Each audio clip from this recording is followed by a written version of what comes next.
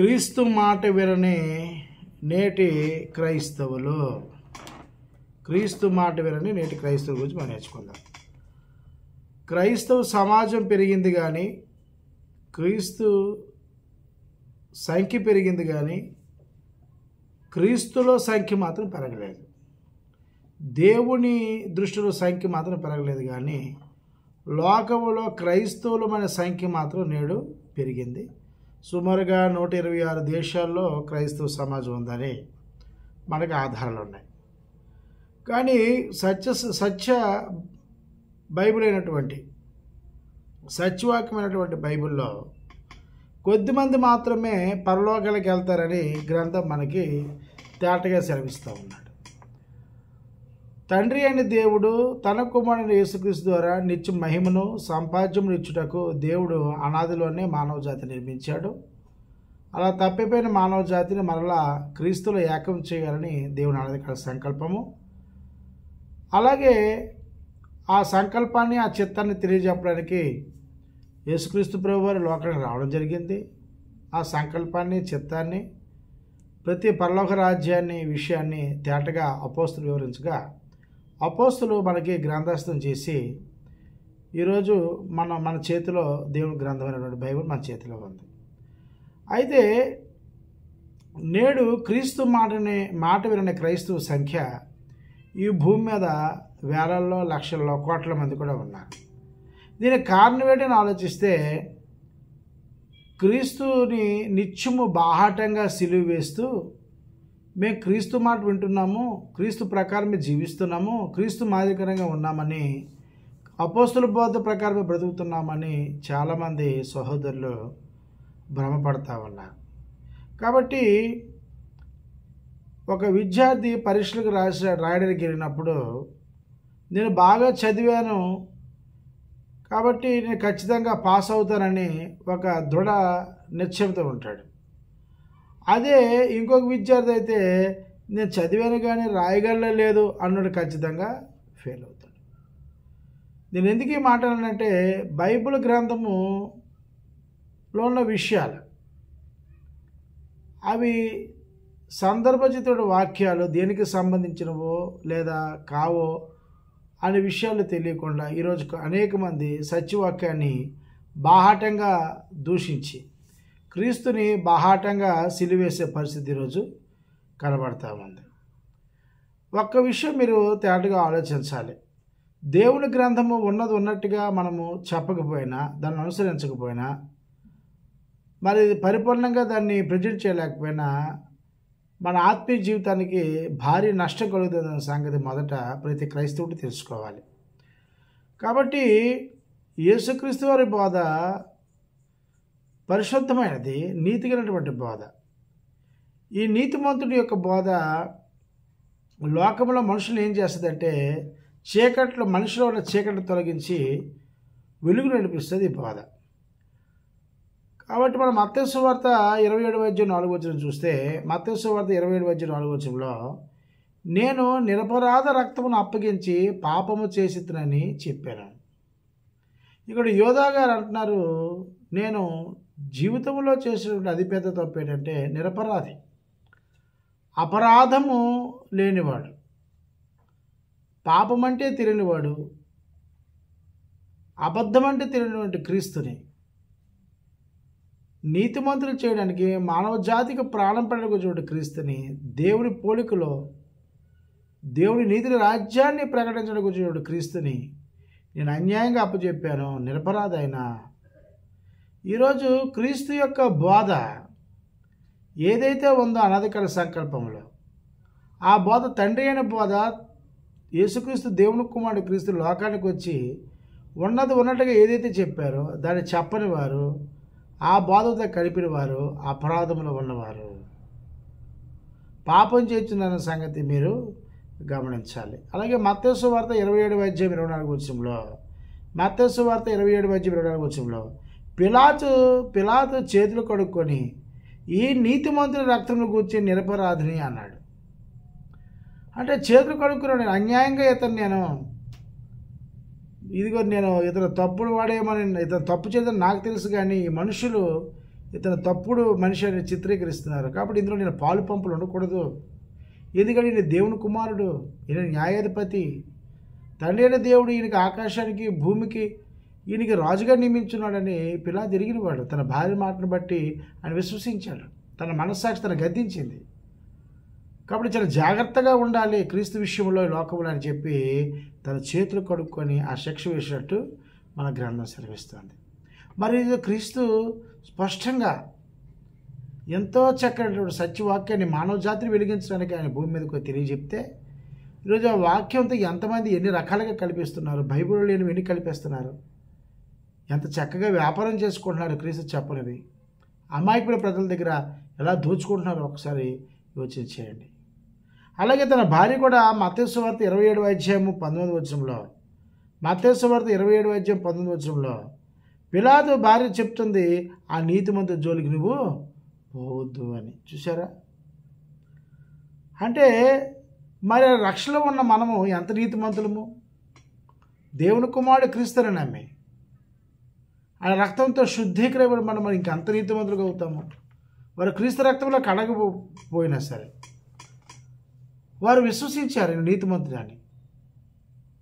ఈయన బోధ పరిశుద్ధమైనది, ఈయన జీవితం పరిశుద్ధమైనది, ఈయన సమస్త మానవజాతి గురువు, ఈయన మాత్రమే పాపను క్షమించగలడు, ఈయన మాత్రమే మానవుల్ని పరమాత్మని తీసుకెళ్ళగలడు అని నమ్మి వారు సరిచేసుకున్నారు. ఈరోజు క్రీస్తు చెప్పిన మాటలు అనేకమైన లోకంలో చెప్తూ గలిబిలి చేసి ప్రజల మధ్య అన్య జనాంగం మధ్య బాహాటంగా క్రీస్తుని సిరివేసే పరిస్థితి కనబడతా ఉంది, మనం చూస్తూనే ఉన్నాం. కాబట్టి ప్రియమైనటువంటి జనాంగమా, ఈరోజు మాలాంటి వారు సత్యవాక్యం చెప్పినప్పుడు కొంతమంది ఏం చెప్తారంటే వారి సంఘాల్లో ఇదిగోటండి పలానా రమేష్ బ్రదరు సహోదరులు ఇలా చెప్పారనంటే ఆ డినామినేషన్ వేరు మన డినామినేషన్ వేరు మనం అని అంటారు. ఇక్కడ వినేవారు కూడాను పరిపూర్ణంగా పరిశీలన చేయట్లేదు. ఇది వాక్యానుసారంగా ఉందా లేదా అని ఆలోచన చేయడం లేదు. దయతో సహోదరులారా, అలాంటి వారు క్రీస్తును బాహాటంగా సిరివేస్తున్నారు. క్రీస్తు చెప్పనివి చెప్పి మిమ్మల్ని గలిబిలి చేస్తూ ఉన్నారు. వారి విషయమై మీరు జాగ్రత్తగా ఉండకపోతే మీ ఆత్మలోకి మీకు భారీ నష్టం మీకు కలుగుతుందన్న సంగతి మీరు గమనించాలి. కాబట్టి ప్రియమైన సహోదరులారా, ఈరోజు బైబిల్ని మీరు చెక్ చేయకుండా, బైబిల్లోని విషయాలు చెక్ చేయకుండా మీరు ఒకటే మీటింగ్లకి వెళ్ళినా, దశంభాగాలు ఇచ్చినా, లేదా ఇంకోటి చేసినా సరే మీకు దేవుడు ఆశీర్వాదాలు ఏమి రావు కదా. మీరు కనీసం మీరు అనంచిన తర్వాత దేవుడు సముఖంలో కూడా మీరు నిలబడరు. సిద్ధపాటు లేనోడు, క్రీస్తు బోధ లేనోడు, క్రీస్తు బోధలతో అనేక విషయాలు జోడించినాడు, క్రీస్తు మాట విన్నాడు పోతాడు. స్కూల్లో టీచర్ గారు అనేక మంది శిష్యులకి అంటే స్టూడెంట్స్కి ప్రభుత్వం ఇచ్చిన పాఠాలు చెప్తూ ఉంటారు. ఆ పాఠాలు వారు విన్నప్పుడు ఆయన ఏం చేస్తారంటే ఆ టీచర్ అనేవాడు బెత్తంతో కొడతాడు వినాలని. దేవుడు అలా బెత్తంతో కొట్టలేదు, కానీ ఉన్నట్టుగా తమ పిల్లలకు ప్రతిదీ అవగాహన అయినట్టు మంచి సేవకుల్ని ఈ లోకంలో ఉంచాడు. అలాంటి వాళ్ళ దగ్గర నేర్చుకోండి. బైబిల్ ఏం చెప్తుందో పరిపూర్ణ అవగాహనతో వాటి నేర్చుకోండి, చెక్ చేయండి. అంతే తప్ప ఏది పడితే అది వినడానికి మీరు చెవిస్తే అది మీకు భారీ నష్టమైన సంగతి మీరు గమనించాలి. కాబట్టి ఈరోజు చాలామంది క్రీస్తు మాటను వినడం లేదు. క్రీస్తు గురించి ఎందుకు ప్రవక్త ప్రవచించాలనే విషయం కూడా తెలుసుకోరు. ఆయన ఎందుకు భూమి మీదకి వచ్చాడో తెలుసుకోరు, ఎందుకు సమాజ చేయబడ్డారో తెలుసుకోరు, ఎందుకంటే పునరుద్ధరణ సంగతి కూడా తెలుసుకోరు. కాబట్టి యెషయా గ్రంథము 53వ అధ్యాయం 5వ వచనంలో, యెషయా గ్రంథము 53వ అధ్యాయం 5వ వచనంలో, మన అతిక్రమ క్రియలను బట్టి అతడు గాయపరచబడెను, మన దోషములను బట్టి నలుగొట్టబడెను, మన సమాధానమైన శిక్ష అతని మీద పడెను, అతడు పొందిన దెబ్బల చేత మనకు స్వస్థత కలుగుచున్నది. ఈ వచనంలో అంటున్నాడు మన క్రియలను బట్టి గాయపరచబడ్డాడు, కొట్టబడ్డాడు, నలగొట్టబడ్డాడు, నలిపినట్టు ఆయన నలిపేశారండి. ఎన్ని గాయాలండి, ఎన్ని దెబ్బలండి. చివరికి ప్రాణాలు కూడా ఆయన మన కొరకు పెట్టాడు. ఎందుకు పెట్టాడు? ఎప్పుడైనా బైబిల్ చెక్ చేసావా? లేదే, చెక్ చెయ్యం. ఆయన ఎందుకు వచ్చాడో, ఆయన ఏం చెప్పాడో, చనిపోయినంతగా ఏ మాటలు చెప్పాడో అని ఎవరు చెక్ చేయరు. కేవలం పాపాలు పాపాలు పాపాలు పాపాలు, భౌతిక సంబంధమైన శరీర సంబంధమైన కోరికలు, వీటి కొరకే దృష్టి పెట్టి ఆయన నమ్ముకుంటామని చెప్తున్నారు. వీరంతా కూడా ఈ బ్యాచ్ అంతా క్రీస్తు మాట వినని క్రైస్తవులు, వాళ్ళు దేవుడు ఉగ్రత కింద ఉన్న సంగతి మీరు గమనించాలి. ఫిలిప్పీయులకు రాసిన పత్రిక 3వ అధ్యాయము 18-19 చూస్తే, ఫిలిప్పీయులకు రాసిన పత్రిక 3వ అధ్యాయము 18-19 చూస్తే, అనేకులు క్రీస్తు శిలువకు శత్రువుగా నడుచుకొనిచున్నారు. వీరిని గురించి మీతో అనేక పర్యాయములు చెప్పునప్పుడు ఏడ్చుచూ చెప్పుచున్నాను అంటున్నాడు. అంటే క్రీస్తుని నమ్మిన అనేకులు ఏం చేస్తారు? ఈరోజు బాహటంగా సిరివేస్తున్నారు. ఒక్క మాట ఆలోచించండి. క్రీస్తు ప్రభు బోధలో కానీ ఆయన మాటల్లో కానీ భస్మ బుధవారాలు ఉన్నాయండి, మట్లాదివారం ఉందండి, క్రిస్మస్లు ఉన్నాయండి, చచ్చిపోయిన పెట్టుబడి సమాధి చేయమని ఉందండి, బొట్లు గాజులు తీయమని ఉందండి, పసుపు రాయకూడదని ఉందండి, ఆడపిల్ల పెద్దపిల్ల అయితే ఫంక్షన్కి వెళ్ళకూడదని ఉందండి, చావుభోజీకి వెళ్ళకూడదని ఉందండి, చచ్చిపోయిన పెట్లు పెట్టమని బైబిల్ చెప్తుందండి, ఇంటి మీద సిలువ గుర్తు పెట్టమని చెప్తుందండి, ఇంటి మీద స్టార్ పెట్టమని చెప్పాడండి. ఏమండి, క్రిస్మస్ తాత ఉన్నాడండి, ఓన్లీ తెల్ల బట్టలు వేసుకొని సంఘం రమ్మని చెప్పాడండి, బొట్లు గాజులు తీసేయండి బాప్తిసం తీసుకున్న సమయంలో చెప్పాడండి. ఇవన్నీ క్రీస్తు మాటలేనా? ఒకసారి యోచించేయండి. ఇవన్నీ క్రీస్తు మాటల్లో ఉన్నాయా? క్రీస్తు బోధల్లో ఉన్నాయా? వీటి గురించి ప్రవక్తలు ఏమైనా ప్రవచించారా? వీటి గురించి అపోస్తులు ఏమైనా మాట్లాడారా? యేసు ప్రభు పుట్టినరోజు చేయమని ఏమైనా రిక్వెస్ట్ చేశాడా? దశంభాగాలు ఉన్నాయా? వాయిద్యాలు ఉన్నాయా? తీర్థయాత్రలు చేయమని ఏమైనా చెప్పాడా? గొడదల మాతకి గుండు కొట్టించుకోమని నేను చెప్పాడా? మెడలో సిలువలు వేసుకోమని చెప్పాడా? బైకుల మీద కార్ల మీద సిలువు గుర్తు వేసుకోమని చెప్పాడా? ఆ సిలువ మీద ఒక చున్నీ ఉందని ఏమన్నా చూపించాడా? ఆ చున్నీ ఎక్కడి నుంచి వచ్చింది? ఒకసారి ఆలోచించేయండి. మరి ఇవన్నీ బాహాటముగా సిలువైనట్టు కాదా? ఈరోజు అన్ని సహోదరులు, హిందూ బంధువు సహోదరులు కొన్ని ప్రశ్నలు అడుగుతుంటే వీరు ఎందుకు చెప్పలేకపోతారంటే బైబిల్ లేవు, వాళ్ళు చదివారు, వాళ్ళకి అర్థమైంది. ఈరోజు యేసుక్రీస్తు ప్రభుని ఎంత బాహటంగా సిలువేస్తున్నారండి, ఎంత అవమానిస్తున్నారండి, అతని మీద ఎన్ని మీమ్స్ చేస్తున్నారు, ఎన్ని ట్రోల్స్ చేస్తున్నారండి. మీకు బాధ కలగడం లేదా? ఇవన్నీ ఎందుకు అన్నారు? కాని మాట పలకడం వల్ల. బైబిల్లో లేని మాట, కాని మాట, నా ప్రభు మన రక్షకుడు అయినటువంటి క్రీస్తు నోట రానటువంటి మాటలు మీరు సంఘాల్లో బోధించి బాహాటంగా మీరు చెప్తున్నారు. ప్రజలు అమాయక ప్రజలు దోచుకుంటున్నప్పుడు, హిందూ సహోదరులు అనేక మంది మీకు ప్రశ్నిస్తున్నప్పుడు, మీ లేఖనాధారం లేనప్పుడు మా విశ్వాసం నాది అంటే అవుతుంది? అందరికి ఒకే విశ్వాసం, అందరికి ఒకే దేవుడు. మనిషికో దేవుడు, ఊరికో దేవుడు, దేశానికి దేవుడు ఉండవు. మనుషులు సృష్టించుకుంటారు. సృష్టికర్త దేవుడు ఒకడే రక్షకుడు.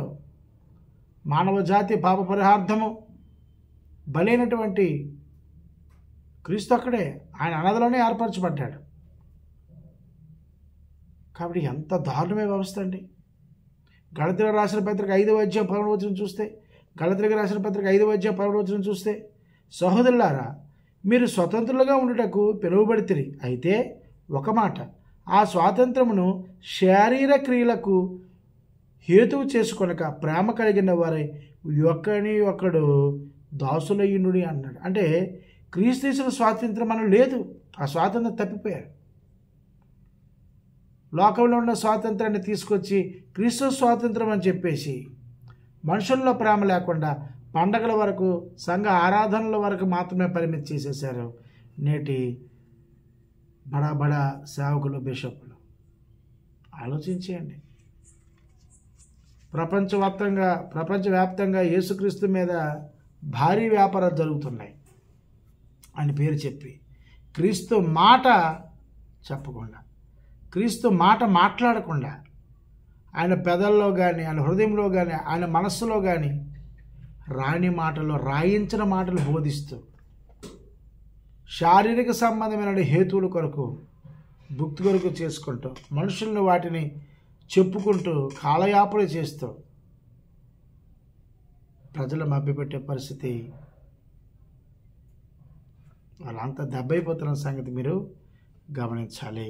కాబట్టి హెబ్రీయులకు రాసిన పత్రిక 6వ అధ్యాయం 5-6 వచనం చూస్తే, హెబ్రీయులకు రాసిన పత్రిక 6వ అధ్యాయం 5 వచనం చూస్తే, దేవుడి దివ్య వాక్యమును రాబో యుగ సంబంధమైన శక్తుల ప్రభావమును అనుభవించిన తరువాత తప్పిపోయిన వారు తమ విషయములలో దేవుని కుమారుని మరలా సిలువ వేయచ్చు బాహాటంగా అవమానపరుచుచున్నారు. క్రీస్తు మాట లేని వారు ఇప్పుడు ఏం చేస్తారంటే బాహాటంగా అవమానపరుస్తున్నారు అంటున్నాడు. ముమ్మారులు సిలువ వేస్తున్నారు క్రీస్తుని. మీ స్వభావాన్ని బట్టి మారినట్టుగా ఉన్నారు. మారినట్టుగా మారేమని చెప్పుకుంటూ, ఆ పాత జీవితాన్ని నెమరు వేసుకుంటూ, ఆ పాత జీవితంలో గడిపేస్తూ, క్రైస్తవులం కదా ప్రత్యేకంగా బ్రతకాలని చెప్పి అనేక ఆచారాలు సంఘాల్లో ప్రవేశపెడుతూ, మానవ కల్పితాలు సంఘాలు కట్టుకుంటూ, ఒక్కొక్క సంఘానికి ఒక ఆచారం పెట్టుకొని క్రైస్తవులకు చేరితే మా మతాచారాలు ఇవే అని క్రీస్తు మాట కానిది, ఆయన నోట రానిది, తన మనసులో రానిది, ఆయన ఆజ్ఞ ఇవ్వని మాటలు నేడు బాహాటంగా ప్రజల మధ్యకు ప్రవేశపెట్టి నా ప్రభువుని, నా రక్షకుడిని అంత అవమానపరిచేటట్టు చేస్తున్నారు. ఆలోచించండి ఒకసారి. గ్రంథంలో లేనివి ఎవరు పరిశీలించారు, ఎవరు చెక్ చేయట్లేదు. అలా ఉన్నాయో లేదో ఎవరు పరిశీలన చేసుకోరు. కనీసం ఆలోచన కూడా చేయరు, యోచించరు. గొర్రె మందల్లాగా అలాగా అవతల వాడు ఏది చెప్తే అదే నిజమని గుడ్డిగా వెళ్ళిపోతున్నారు. గుడ్డివాడికి దారి చూపలేడు. ఎందరో గోతులు పడిపోతారు. మీరు కూడా అలాగే పడిపోతున్నారు. క్రీస్తు మాట వినని క్రైస్తవులు నేడు కోట్ల మంది ఉన్నారు. వాళ్ళు ఏంటంటే విన్నాము అనుకొని పొరపడి పడిపోతున్నారు. లోకంలో క్రైస్తవ సంఖ్య పెరిగింది అనుకుంటున్నారు, కానీ వాస్తవానికి క్రీస్తు సంఖ్య పెరగలేదు, దేవుడి సంఖ్య పెరగలేదు, అలాగే ఉంది. కొద్దిమందే ఉన్నారు మాలాటి బోటు వారు కొంచెం మందే ఉన్నారు. సత్యమును గట్టిగా పట్టుకున్నవారు, సత్యమును ప్రకటించిన వారు, ఉన్నది ఉన్నట్టుగా బోధించేవారు, దాని ప్రకారం జీవించేవారు కొద్దిమందే ఉన్నారు. క్రీస్తు మాట కానిది ఎవడు చెప్పినా దాన్ని పలికినా దేవుడు ఉగ్రత కింద ఉన్న సంగతి మీరు గమనించాలి. కాబట్టి 3 యోహాను రాసిన పత్రిక 1వ అధ్యాయం 3వ వచనం చూస్తే, 3 యోహాను రాసిన పత్రిక 1వ అధ్యాయం 3వ వచనంలో నీవు సత్యమును అనుసరించి నడుచుకున్నావు. దేవుని వాక్యం అనగానేంటి? సత్యవాక్యం అనుసరించి నడుచుకోవాలి. ఉన్నది ఉన్నట్టుగా చెప్పాలి, ఉన్నది ఉన్నట్టుగా నేర్చుకోవాలి, దాన్ని వినాలి, దాన్ని అంగీకరించాలి. అలా విని మన బతుకులు జీవితాలు మార్చుకోవాలి. ఆ బోధ చేసి ఇతరుల జీవితాలు బతుకుని మార్చాలి తప్ప క్రీస్తు మాట, క్రీస్తు నోట నుండి రాని మాట, అపోస్తులు రాని మాట నువ్వు ఎలా చెప్తున్నావు? మళ్ళీ ఒక మాట అంటారు ఏంటంటే ఈరోజు చాలామంది, దేవుడు నాతో మాట్లాడాడు. ఎలా మాట్లాడతాడు నీతో? దేవుడు ఒక్కరితో మాట్లాడుతున్న బైబిల్లో ఉంది. హెబ్రీయులకు రాసిన పత్రిక 1వ అధ్యాయం చదివితే, పూర్వకాలమందు నానా సమయంలో నానా విధాలుగా మన పూర్వీకులతోనూ ప్రవక్తలతోనూ మాట్లాడిన దేవుడు అంత్యదినమున యందు కుమారుడితో మాట్లాడెను అని పురుషం ఉంటుంది. దేవుడు ఒక్కరితోనే మాట్లాడాడు. ఆయన సంకల్పము, ఆయన చిత్తము, క్రీస్తు బలి, అపోస్తుల బోధ అన్నీ కూడా మానవ జాతి నిశ్చతలో చేయడానికి చేరినటువంటి బోధ ఒక కుమారుతోనే మాట్లాడే గ్రంథం చెప్తే, నేడు అనేక మంది సాతాను అనుచరులు, దొంగ బోధకులు, సొంతంగా సంఘాలు స్థాపించుకునే వ్యాపార సంస్థలు అందరూ కూడాను దేవుడు నాతో మాట్లాడాను అంటాడు. దేవుడు ఎవరితో మాట్లాడు, పచ్చి అబద్ధాలను మనం నమ్మకండి. దేవుడు మాట్లాడుతున్నాడంటే వాక్యం ద్వారా మాట్లాడతాడు. ఆ వాక్యము కూడా క్రీస్తు మాట కాదో అవును అని నువ్వు పరిశీలన చెక్ చేసుకోవాలి. చెక్ చేసుకోకపోతే నీ ఆత్మకి నీవే బాధ్యుడు అవుతావు. దేవుడు కూడా నీ విషయంలో మరేం చేయలేడు. ఎందుకంటే ఆయన పూర్తిగా దైవత్వాన్ని సంపాదించుకోవడానికి, దైవ స్వరూపంలోకి మారడానికి దేవుడు ఒక చక్కనటువంటి బోధ క్రీస్తు ద్వారా ఇచ్చాడు. ఆ బోధ అపోస్తులకు అప్పచెప్పాడు. అపోస్తుల బోధ ఎందును సవాసం అందును రొట్టె ఉంచుతాను ఎడతెగక ఉండాలి అన్నాడు. ఆ బోధ క్రీస్తు బోధ, ఆ బోధ తెలియపినాడు ఎవన్నాడు కూడా క్రీస్తు స్వరూపానికి రాలేడనే సంగతి మీరు గమనించాలి. అలాగే 1 పేతురు రాసిన పత్రిక 1:19 చూస్తే 1 పేతురు రాసిన పత్రిక 1:19 చూస్తే అమూల్యమైన రక్తము చేత అనగా నిర్దోషమును నిష్కళంకమున గొర్రెపిల్ల వంటి క్రీస్తు రక్తము చేత విమోచింపబడుతురని మీరు ఎరుగుదురు కదా. క్రీస్తే సంఘము కొరకు ప్రాణం పెట్టాడు, క్రీస్తే సంఘములకు రాజు ఉన్నాడు, క్రీస్తే సంఘములకు సహకారి ఉన్నాడు, క్రీస్తే సంఘమును పోషిస్తూ ఉన్నాడు, క్రీస్తే సంఘము కొరకు ప్రాణం పెట్టాడు, క్రీస్తే సంఘంలోకి తన దేవుడి పిల్లలు ఆహ్వానిస్తూ ఉన్నాడు, క్రీస్తు మన పక్షం ఉంటే తండ్రి దేవునికి ప్రార్థన చేయుచున్నాడు. అలాంటి వాడి మాట వినకుండా దేవుని గ్రంథము చేతిలో పట్టుకున్నాడని చెప్పి అవతల వ్యక్తి చదువురాని పామనుడైనా సరే కుయుక్తితో బోధించిన, తన అవసరాలు తెచ్చుకుని బోధించిన మనుషులు గుడ్డిగా నమ్మే సమాజం ఉంది. అవి క్రీస్తు మాట కాని మాటలు వింటే నీ జీవితం పాడైపోద్ది, నిత్య నరకానికి వెళ్తాం, అందులో ఎటువంటి సమస్యము లేదు అనే సంగతి మీరు గమనించాలి. కాబట్టి యాకోబు రాసిన పత్రిక 1:22 యాకోబు రాసిన పత్రిక 1:22 మీరు వినువారు మాత్రమై ఉండి మిమ్మల్ని మీరు మోసపరుచుకొనకుండా వాక్య ప్రకారము ప్రవర్తించువారు ఇండుడి అంటాడు యాకోబు గారు. చెదిరిపోయినటువంటి ఇశ్రాయేలు గోత్రులందరికీ రాస్తాడు యాకోబు రాష్ట్రం. ఏమంటాడంటే మీరు వినువారు మాత్రమై ఉండకుండా వినేసి ఇదే నిజముగాల ఇదే సత్యమని విని దాన్ని నిర్ధారించుకోకూడదు. ఏమన్నా మిమ్మల్ని మీరు మోసపుచ్చుకోకండి, అలా వినేసి వాక్య ప్రకారం ప్రవర్తించిన వారు అయ్యుండి అంటాడు. నేను చూసారా, నన్ను వీడియోలు చేసినప్పుడు ప్రారంభంలో కానీ చివరిలో కానీ ఏం చెప్తానంటే ఖచ్చితంగా మీరు బైబిల్ గ్రంథం, నా ప్రసంగాలు ఎవరు కూడా బైబిల్ గ్రంథం చూడకుండా మీరు నా ప్రసంగం వినొద్దు అంటాను. ఎందుకంటే మీరు ఒక అబద్ధ బోధకి, ఒక మనుషులు కట్టినటువంటి కల్పనా కథలకు, లోక సంబంధమైన మూడు పాటలకు చెవియొగ్గి అవే సత్యమని నమ్మి ఉండి మీరు మిమ్మల్ని మోసపరుచుకుంటున్నారు. కాబట్టి నేను మీకు మోసం చేయట్లేదు. ఆ బోధ నేను క్రీస్తు బోధన చెప్తున్నాను, అపోస్తుల బోధ చెప్తున్నాను, దేవుడి బోధ చెప్తున్నాను. కాబట్టి అలా ఉన్నాయో లేదో మీరే పరిశీలన చేసుకోవాలి. అలా సత్యాన్ని అంగీకరించాలి, ఆ సత్యంలో కొనసాగాలి, మీ బతుకులు జీవితాలు మార్చుకోవాలి, క్రీస్తు స్వరూపాన్ని సంపాదించుకోవాలి. కాబట్టి చూసారా, మీరు వినువారు మాత్రమై ఉండి మిమ్మల్ని మీరు మోసపుచ్చుకోనకుండా వాక్య ప్రకారం ప్రవర్తన వారు ఇవ్వండి అన్నాడు. అంటే వింటున్నారు కానీ క్రీస్తు చెప్పిన మాట కాదని ఆలోచించారు, పరిశీలన చేయరు, ప్రతిదానికి చేవిస్తారు, ప్రతిదానికి మనసిస్తారు, ప్రతిదాని అని నిర్ధారణ చేస్తారు. అలా కాదు. కాబట్టి చాలామంది ఈరోజు మేము క్రీస్తు మాట వింటున్నాము, క్రీస్తు మాటల ప్రకారం వెళ్తున్నాం అని చెప్పుకుంటూ సహోదరులు ద్వేషించేవారు ఉన్నారు, సహోదరులు చావుకోరువారు ఉన్నారు, సహోదరులను ద్వేషించేవారు ఉన్నారు, సహోదరుని చనిపోయిన కోరుకుంటున్నవారు ఉన్నారు. అది క్రీస్తు స్వారూప్యమేనా? అందుకే అంటాడు అక్కడ 1 యోహాను రాసిన పత్రిక 3:15 1 యోహాను రాసిన పత్రిక 3:15 తన సహోదరుని ద్వేషించేవాడు నరహంతకుడు, ఏ నరహంతకుడు నీ యందు నిత్యజీవం ఉండదని మీరు ఎరుగుదురు అన్నాడు. క్రీస్తు మాటలో ఏముందంటే సహోదరు ప్రేమించమని, కానీ ఈరోజు ఏమంటారు? సహోదరు ద్వేషిస్తూ ఉంటారు. ద్వేషాలతో నిండిపోయిన హృదయాలు, ద్వేషాలతో నిండిపోయినటువంటి ఈ హృదయాలు దేవుడి సన్నిధికి చేరం. క్రీస్తు మాటను విన్నవాడు అయితే నీ సహోదరుని ప్రేమించు, నీ సహోదరుని పట్ల తప్పిదం చేస్తే ఆయన క్షమించు, ఆయన అవసరాలు తీర్చు. అది దేవుడి మాట నీలో ఉన్నట్టు. కానీ ఈరోజు దేవుని మాట మాల ఉందని చెప్పుకొని సహోదరుని ద్వేషించేవారు ఉన్నారు. దయతో మీరు గమనించాలి. అలాగే 1 యోహాను రాసిన పత్రిక 4:20 1 యోహాను రాసిన పత్రిక 4:20 ఎవడైనానో నేను దేవుణ్ణి ప్రేమించుచున్నానని చెప్పి తన సహోదరుని ద్వేషించిన అతడు అబద్ధికుడగును. అబద్ధికుడు అంటే సాతాను అనుచరుడాడు, సాతాను కుమారుడు. తాను చూచిన తన సహోదరుని ప్రేమింపవాడు తాను చూడని దేవుణ్ణి ప్రేమింపలేడు. ఈనాటి కాలంలో క్రైస్తవులు శత్రులుగా ఉన్నారు. అందరూ ఒకటే అంటారు, శత్రులుగా అంటారు. కాబట్టి హద్దులు, గొడవలు ఉండకూడదు, సమానత్వం ఉండాలి. దేవుణ్ణి ప్రేమించడం అంటే దేవుని ఆజ్ఞను వినడము, క్రీస్తుని ప్రేమించడం అంటే క్రీస్తు మాట వినడము.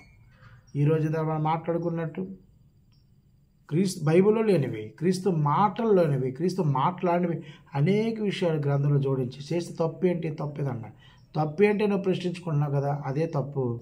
నువ్వు ఖచ్చితంగా నిత్యత్వంలోకి వెళ్ళవు. దేవుని చేతిలో ఉండే మహా భయంకరం. వాడు కలిపినా తీసివేసినా అని ప్రకటన గ్రంథం 22:18 చెప్తాడు. ఇదిగో ఈ ప్రవచనం గురించి సాక్ష్యం ఇచ్చేవాడు.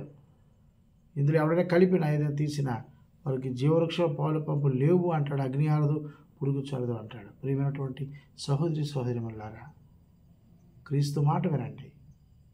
అవతల వారు చెప్పినప్పుడు క్రీస్తు మాట బోధిస్తున్నారో లేదని ఆలోచించేయండి. గ్రంథాన్ని చెక్ చేయండి, పరిశీలన చేయండి, దాని ప్రకారం జీవించండి. మీ బతుకులు, మీ జీవితాలు మార్చుకోండి. మీ కుటుంబాలు దేవునిలో వృద్ధిలాలని దేవుని కృప ఉన్న మనస్ఫూర్తిగా కోరుకుంటున్నాను. ఈ వీడియో నచ్చితే లైక్ చేయండి, షేర్ చేయండి, కామెంట్ చేయండి. ఇంకా మీరు లైక్ చేసి షేర్ చేయడం వల్ల, సబ్స్క్రైబ్ చేసుకోవడం వల్ల అనేక విషయాలు అప్లోడ్ అవుతాయి. ఇతరులకి పంపించండి. సత్య మార్గము నీతి గలది, సత్య మార్గం రుచి గలది. సత్య మార్గము దైవ స్వభావంలోకి నడిపిస్తుంది. దేవుడు మిమ్మల్ని, మీ కుటుంబాలు బహుగా ప్రేమించును గాక. మీ అందరికీ నా హృదయపూర్వకమైనటువంటి వందనములు.